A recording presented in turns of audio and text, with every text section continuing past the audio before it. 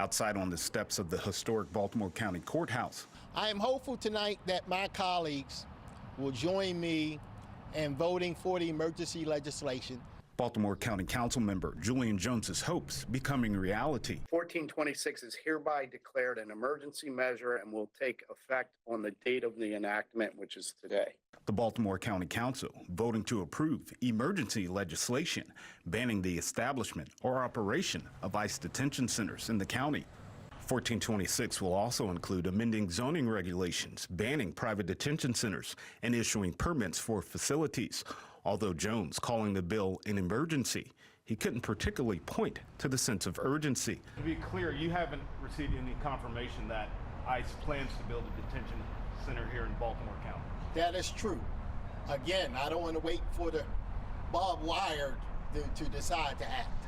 While it's not confirmed if ICE even has plans to build a detention center in the county, Jones pointing to the things happening at the national level as his reasoning behind the bill. When I look at what happened in Minnesota, how much money they spent, I don't want those things that happen here. But when pressed on any reported ICE activity in Baltimore County being a concern. Have you personally seen any ICE activity here in Baltimore County? I personally have not seen any. Councilman Izzy Patoka, who also voted in favor of the bill. Have you personally seen ICE activity here in the county?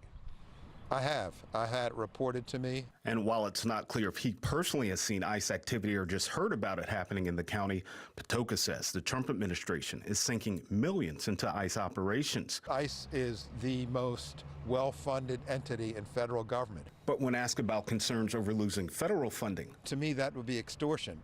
While the emergency bill passed with bipartisan support, Fox 45 sent questions to the two Republican council members, Wade Koch and Todd Crandall, asking, given the fact there are no confirmed plans for an ICE facility in the county and no data to suggest ICE activity is taking place in Baltimore County, was voting on the emergency bill in the best interest of your constituents?